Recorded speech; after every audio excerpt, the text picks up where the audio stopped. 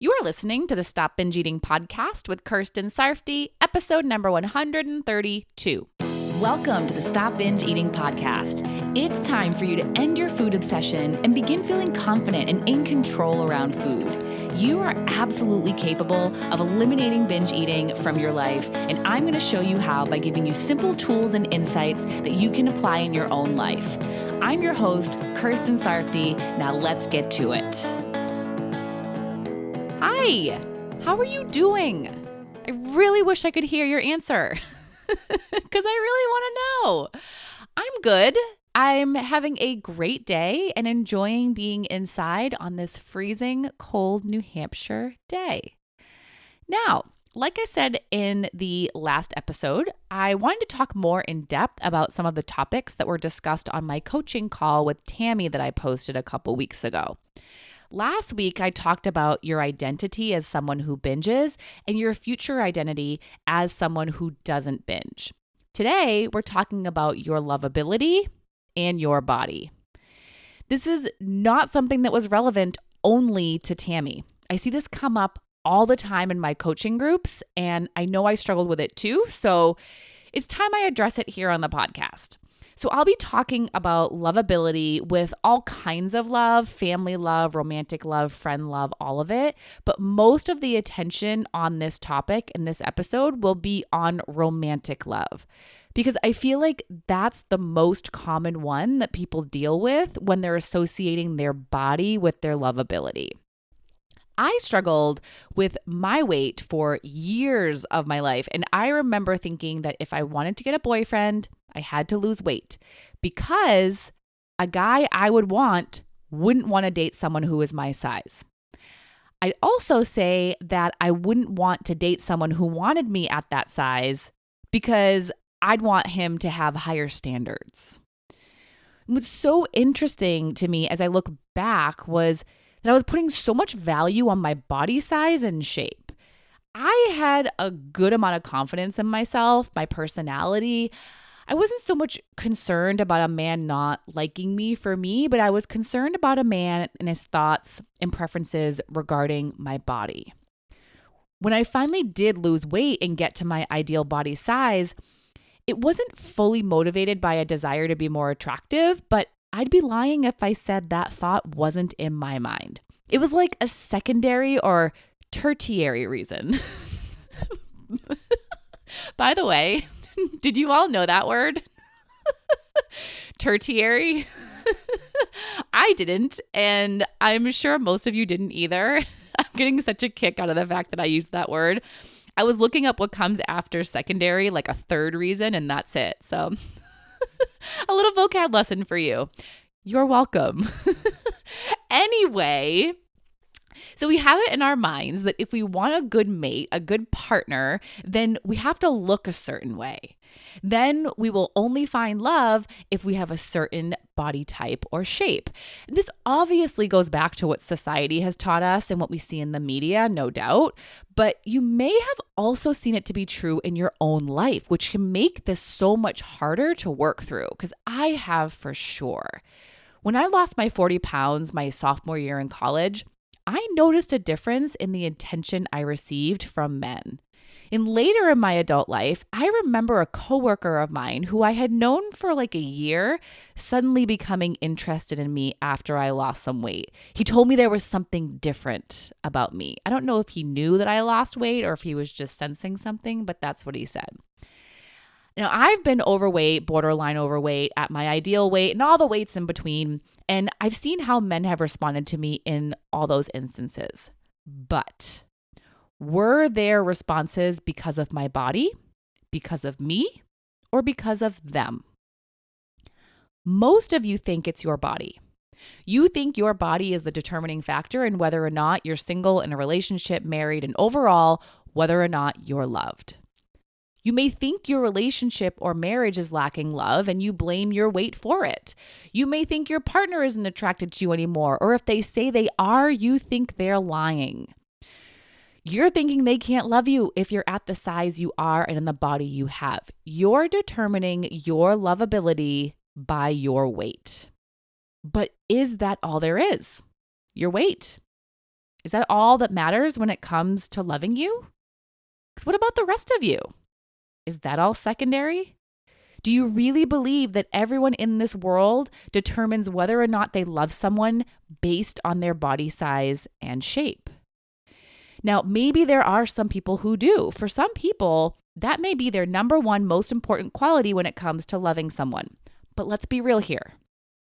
Do you want to be with a person like that, whose main focus is your body, for whom the number one most important thing when they're looking for a romantic partner is the other person's body? Like I said before, I used to think that a guy I wouldn't want to date someone who was my size, or that I wouldn't want to date someone who wanted me at that size because I'd want him to have higher standards. But you know what I think now? I want to be with a guy who doesn't care about my size nearly as much as he cares about who I am as a person. I want them to base their standards for themselves on way more than my body. And that's what I have now, by the way, someone who cares more about me than my body size. Those men exist, people. Those people exist.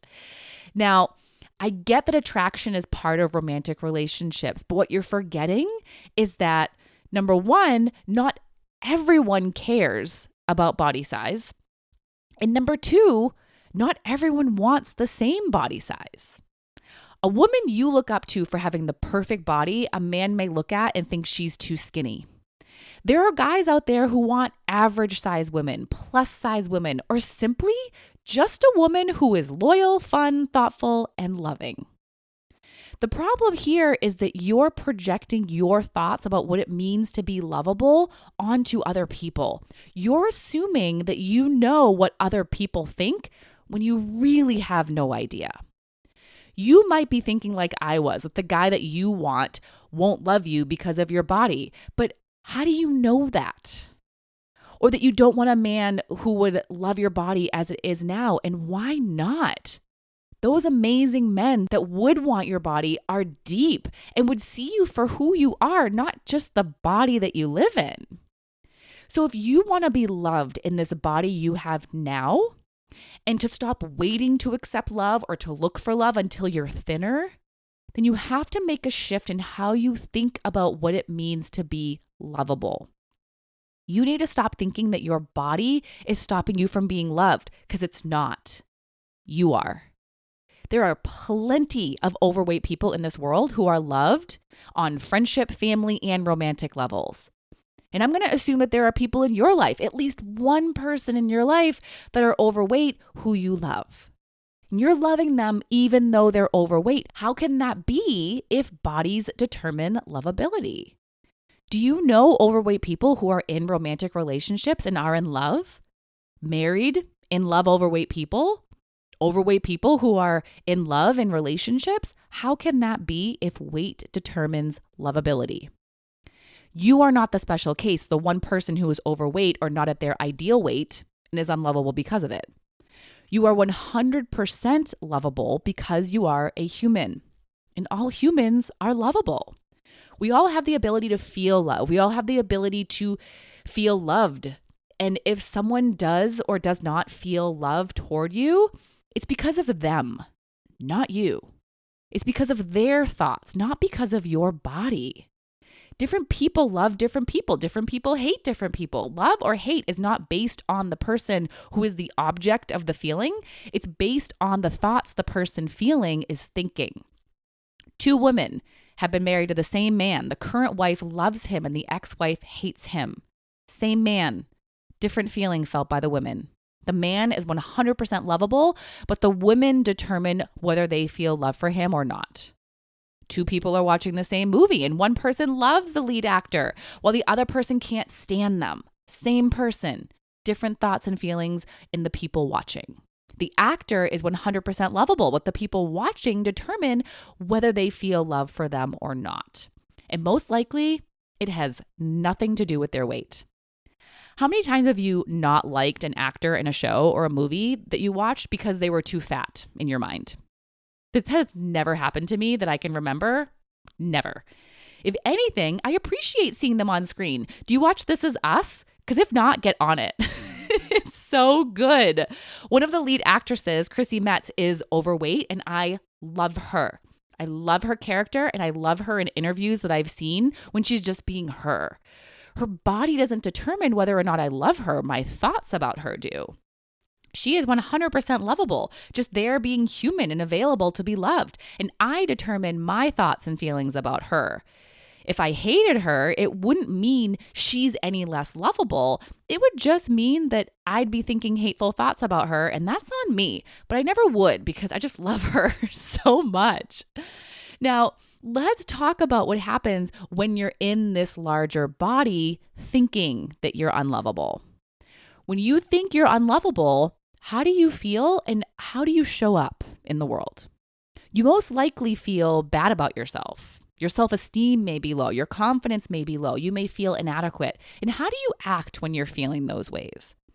Not as your best self. You act small, you're quiet, you hold back. You don't show up as your amazing self that you are.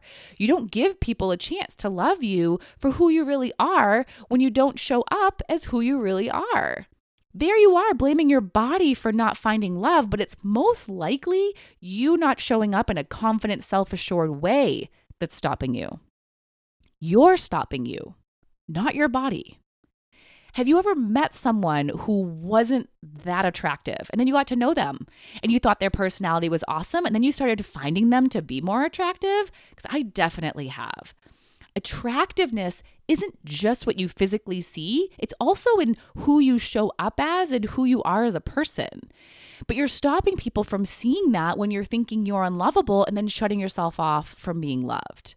You have to see that you are lovable, that you have the ability to be loved no matter what your body looks like, because you are awesome on the inside, and that's what's the most attractive. And on the flip side of what I said before, have you ever met someone who was hot? Like you had a hard time getting your thoughts straight when you were talking to them because they were so hot. Or if you haven't, have you ever seen a celebrity that is ridiculously hot? But then they were a huge douchebag or racist or treated someone poorly and you didn't find them to be as hot anymore. Who you are matters when it comes to attractiveness. So start showing up as you, no matter what your body looks like. Stop waiting for your body to change so you can change. Change you in your mind now. Society may tell you that you have to be thin to be lovable, but it's time you start telling yourself the truth, that society's beliefs aren't what you want to believe, and society's beliefs aren't facts. Your lovability has nothing to do with your weight. Your friends and your family can love you no matter what your size. A lover, a partner can love you no matter what your size. Whether they love you or not depends on their thoughts, not your body. And if their determining factor is the size of your body, do you want to be with them anyway? Do you only love people who are thin? I doubt it. But if you do, I'd question that. If the person of your dreams came into your life and they had everything you want in a person and they had an attractive face, but not the body size or type that you want them to have, would you date them? And why? Okay, so now this is your work. It's increasing your ability to love yourself, to find yourself lovable and choose to love yourself. When you truly love yourself, you won't question your lovability. If you can love yourself, then you'll see that anyone can. And you'll question why the heck someone would choose to not love you. That's how I feel. There's someone in my life who was a really good friend for a while and then stopped wanting to hang out with me. And I have ideas, my assumptions why. We haven't actually had a conversation about it, but none of my assumptions have anything to do with me mistreating her, but they're all about her thoughts about me and how she feels when she thinks about me. And I don't think about her not wanting to hang out with me and make it mean I'm not lovable. Instead, I'm like, how could she not want to hang out with me? I'm awesome. I love me. Why the heck doesn't she?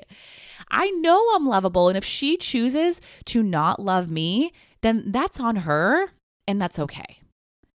So I want you to think about why you are lovable. What is there to love about you? Remember, saying, I don't know is unacceptable. Pick at least one thing, but try to take some time to make a whole list. There's so much to love about you besides your body. Before you can show other people what it all is, you have to show yourself. You don't have to change your body to be more lovable. You already are as lovable as you can be. But change your mind and how you think about yourself, and then see how much more love the people around you feel when they think about you, because they're getting to see the real you. I already love you so much, and I don't even know most of you, but it doesn't matter though. I love you for showing up for yourself and listening to this podcast and improving yourself and not giving up on yourself. I love people like that, and you're that kind of person. And I love you because I know there is so much goodness in you, whether you express it or not. So you go love you too, and we'll love you together. Have a wonderful week, feeling so much love for yourself, and I'll talk to you next time. Bye-bye. Thank you for listening to the Stop Binge Eating podcast. If you like what you heard today and you want more, go to coachkir.com/free. That's COACHKIR.com/free to get some awesome free stuff to help you stop binge eating.